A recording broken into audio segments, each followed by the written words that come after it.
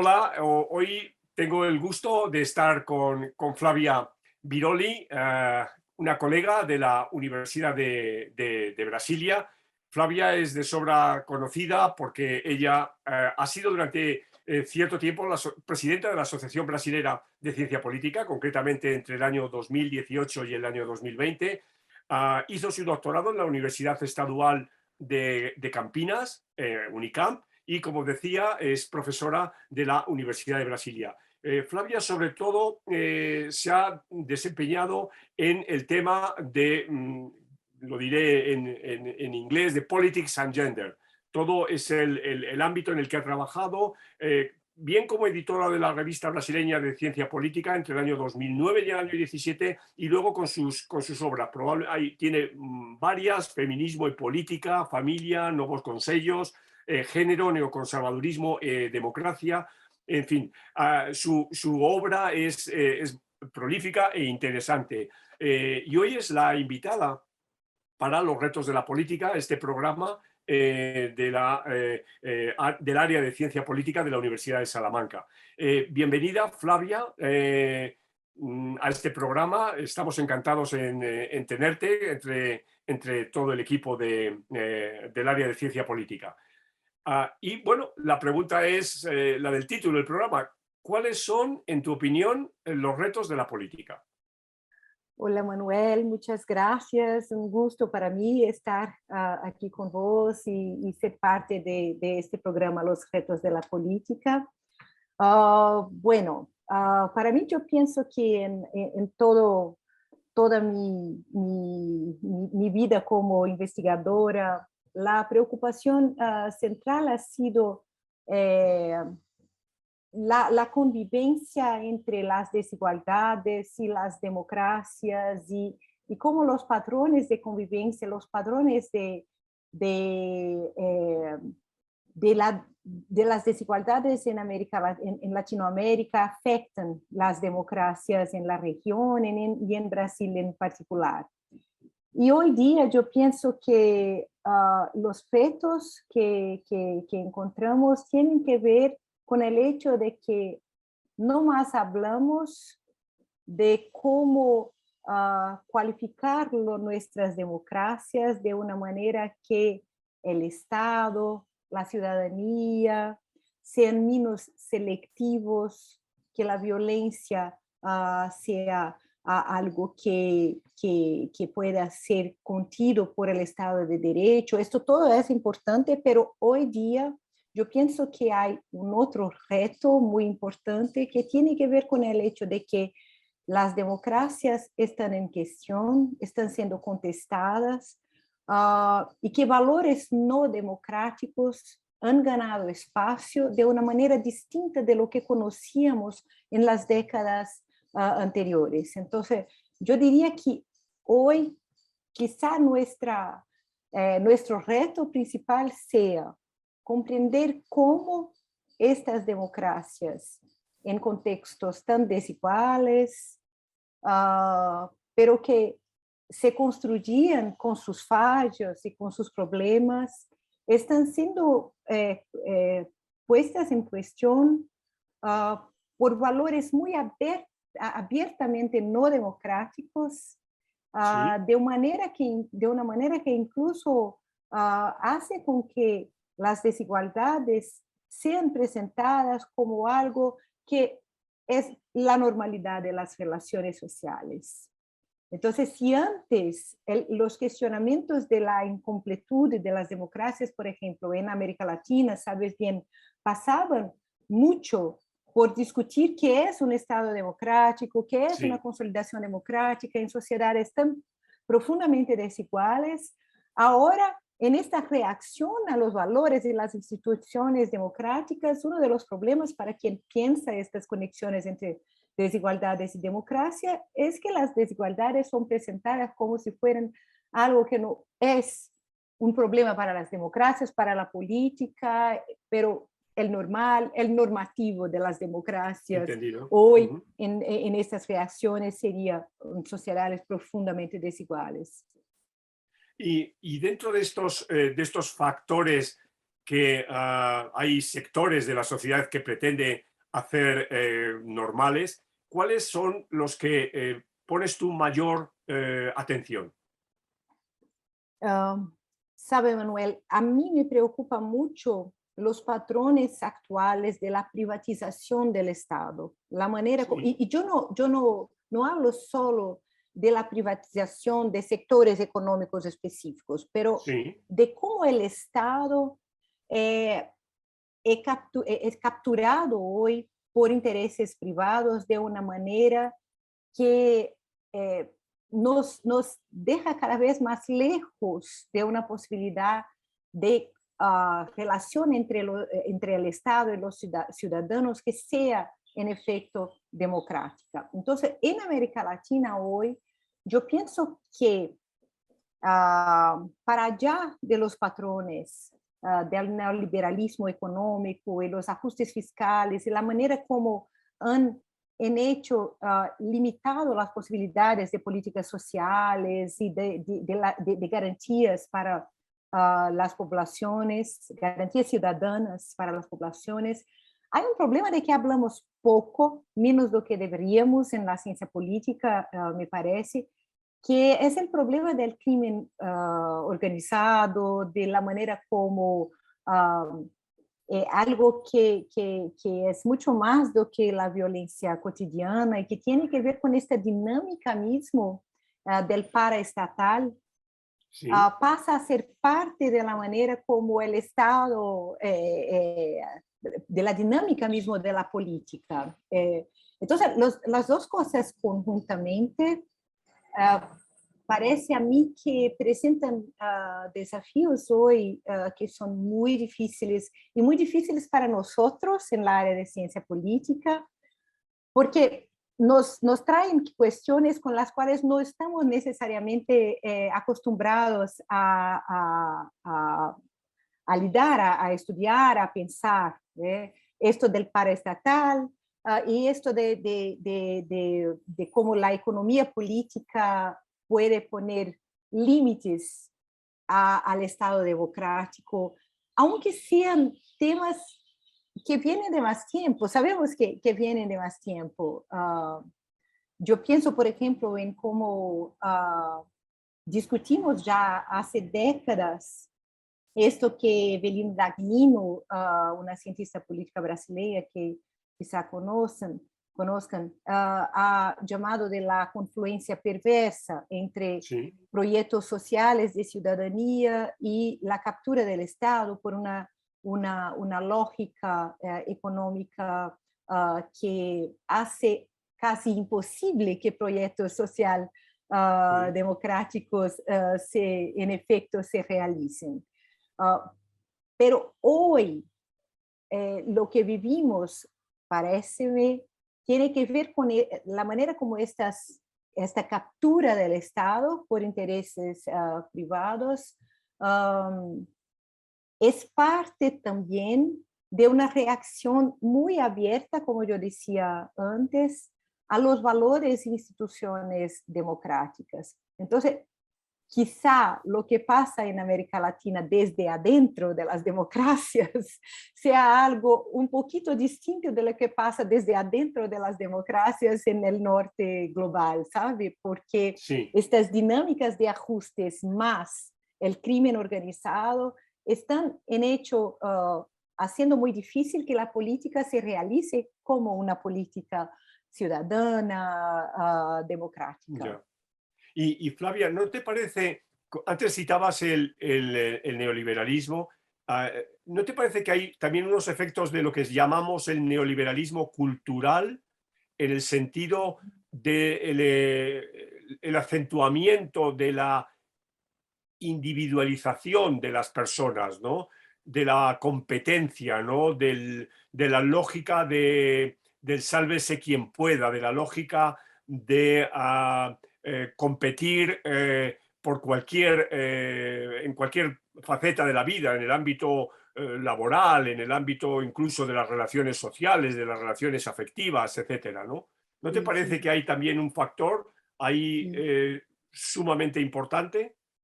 Yo pienso que sí, y que esta lógica de competición, esta lógica económica que perpasa todas las relaciones de una manera que hace pensar que los problemas son del escopo de la individualidad y de las capacidades individuales y no son problemas colectivos que hemos que enfrentar, que hacer frente colectivamente. Yo pienso que esto es algo muy importante y que, de nuevo, tiene sus patrones muy específicos en América Latina.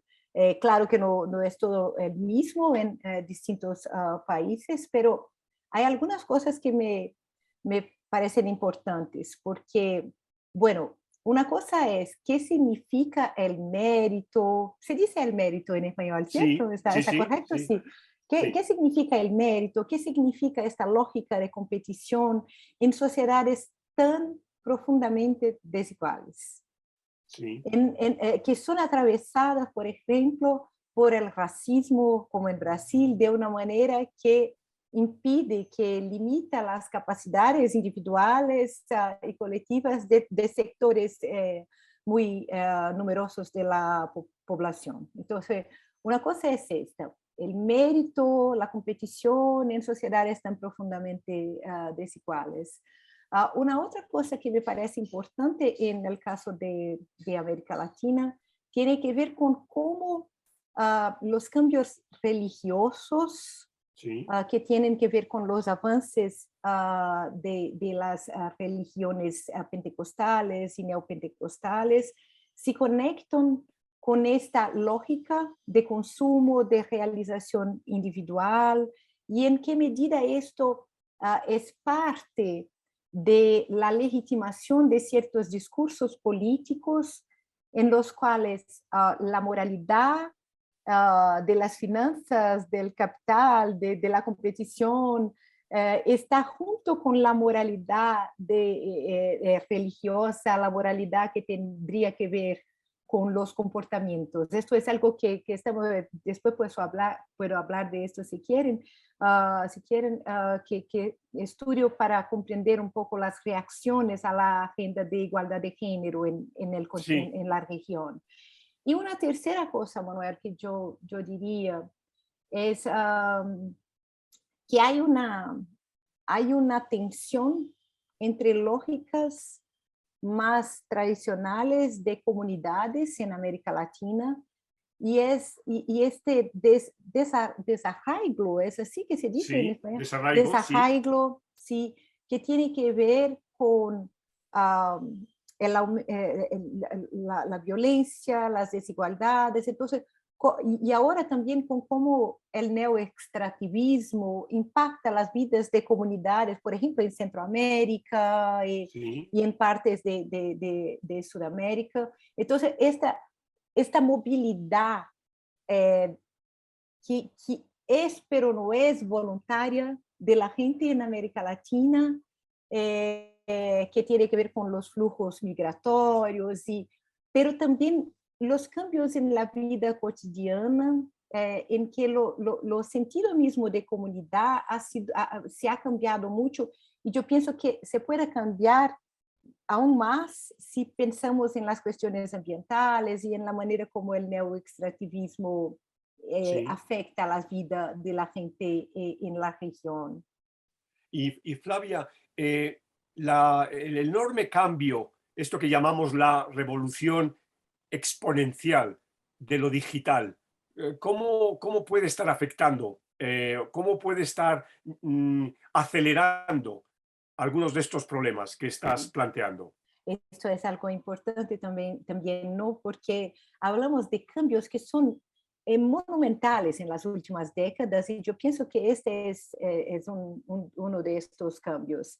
Ahora, sabe, con la COVID, yo pensaba mucho sobre esto porque Brasil ha sido el país, de acuerdo con la UNESCO, en el cual más niños y adolescentes se han quedado sin clases, sin orientaciones educacionales en el primer año de la pandemia. De marzo de Sí, 2020 hasta febrero de 2021, ha sido el país del mundo en que más niños y adolescentes se quedaron sin orientaciones educacionales. Esto tuvo que ver con el hecho de que nuestro gobierno no ha dado cualquier paso para ayudar las escuelas con la conexión tecnológica, la conexión tecnológica, la internet y también el uso de Sí, tecnología para las clases. Entonces, una grande parte de los estudiantes no tuvo la posibilidad de estudiar porque no había computadores, no había acceso a la internet que hiciera esto posible. Pero, por otro lado, tenemos la gente muy conectada por medio de los celulares, los teléfonos celulares, y esto tiene un impacto muy grande en la manera como las relaciones y las ideas se sí, organizan hoy. Y las elecciones de 2018 en Brasil han sido uno de los ejemplos más interesantes en América Latina del impacto de este tipo de conexión y de cómo las informaciones y la desinformación ajá, circulan hoy. Entonces, es muy interesante porque hay como que una dimensión de la conexión por las nuevas tecnologías que no ha de manera alguna, que no significa de manera alguna que hay una igualdad en el acceso a las tecnologías y, por ejemplo, para la educación, como yo mencionaba al sí, respecto de este periodo de COVID. Entonces, yo pienso que, de nuevo, el efecto político, uh, el efecto en la individualización y en los desplazamientos en el sentido de comunidad están presentes, pero las enormes desigualdades, las profundas desigualdades, de nuevo son importantes para así comprender cómo esto se organiza en la región. de acuerdo. Para ya ir finalizando, en el año 2020, en la editora de Unicamp, participaste en una obra colectiva, Mujeres, Poder e Ciencia Política. ¿Puedes contar a la audiencia que no ha tenido posibilidad de leer y de tener en sus manos esta obra, algunos de los argumentos principales de la misma? Sí, claro, claro. Gracias por abrir espacio para esto. Es algo importante para mí y para muchos colegas que están hoy trabajando para hacer que no solo los estudios de género en la ciencia política en Brasil y en América Latina sean estudios que tengan fuerza, espacio, puedan desarrollarse bien y ya somos en América Latina un ejemplo de cómo en la ciencia política estos estudios nos traen comprensiones importantes sobre el sistema político. Si pensamos, por ejemplo, en los estudios sobre las cuotas electorales Sí, para mujeres, son estudios que son parte de los debates globales hoy sobre democracia, cuotas y representación de grupos. Pero también ahora que podamos pensar más sobre los balances de género en la academia, en las universidades y en la ciencia política en particular. Entonces, el libro trae esta tensión tan interesante entre el hecho de que nuestro objeto de estudio en la ciencia política es tan masculino históricamente, y esto ha sido un problema construido como problema teórico, empírico, pero poco discutimos en la ciencia política hasta poco tiempo el hecho de que la propia ciencia política es también ella muy masculina en sus configuraciones, en sí, particular si pensamos en los estudiosos, investigadores y las obras que tienen más reconocimiento nacional e internacional. Entonces correcto. lo que el libro hace es traer informaciones, datos sobre la configuración de la ciencia política hoy para pensar conjuntamente sobre cuáles son los obstáculos, los retos para hacer que esta ciencia política sea ella misma más plural y cuáles son los efectos de esta pluralidad también para la calidad de lo que producimos hoy. Entonces, es una conexión más interna a la disciplina entre desigualdades de género, raciales y la producción que la disciplina presenta para pensar las posibilidades que tenemos de democratización también de nuestro trabajo, de nuestras universidades, y en particular de la producción científica en la ciencia política. Evidentemente es un reto de la ciencia política. ¿Y puedes avanzar alguna pista de en qué líneas debemos entre toda la comunidad, todos quienes conforman y todas quienes conformamos la comunidad de ciencia política, hay que trabajar? Sí. Manuel, hay muchas cosas que se pueden hacer, pero yo subrayaría dos cosas. Sí, Una tiene que ver con reconocer la manera como la dimensión privada, doméstica, familiar de la vida se conecta con nuestro trabajo en las universidades, con nuestra producción científica. Porque cuando hacemos de cuenta que no existen estas relaciones privadas, que no existe la maternidad, que no existe el cuidado, entonces correcto. esto de una manera que no está dicha, se transforma en privilegios para los que no tienen que cuidar de otros.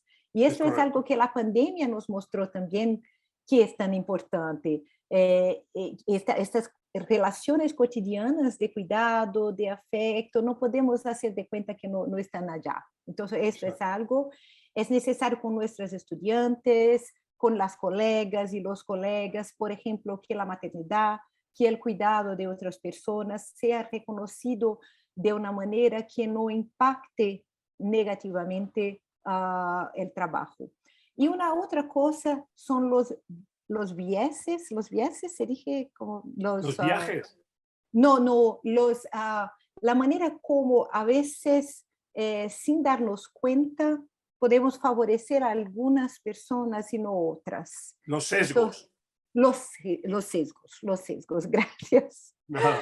Entonces, los sesgos que no están discutidos, que no discutimos, que no hablamos de ellos, pero que funcionan, que producen efectos. Entonces, por Correcto. ejemplo, ¿qué pasa cuando en nuestras disciplinas organizamos las referencias bibliográficas? Hay mujeres que leemos lo que las mujeres producen o no. ¿Qué pasa cuando organizamos nuestras sesiones de los eventos nacionales e internacionales? Quizá las sesiones más reconocidas, con más Sí, visibilidad, sean justamente las que concentran más a los hombres, a los sí. varones y no a las mujeres. Entonces, esos sesgos que muchas veces no son conscientes, es necesario que sean discutidos, que se hable sobre ellos, porque así vamos a nos dar cuenta de cuánto los privilegios organizan nuestras, nuestras prácticas científicas, de nuestros eventos, de nuestras publicaciones. De acuerdo, Flavia. Muchísimas gracias, profesora Flavia Biroli, querida Flavia, por tu aporte a los retos de la política y también esta última coda de los retos a la ciencia política. De nuevo, es enorme la satisfacción de haber contado contigo y nos vemos pronto. Espero que lo antes posible. Sí, muchas gracias, Manuel. Un gusto, una alegría para mí. Sí, espero que nos podamos ver muy pronto. Bueno, saludos. Saludos, gracias. Chao.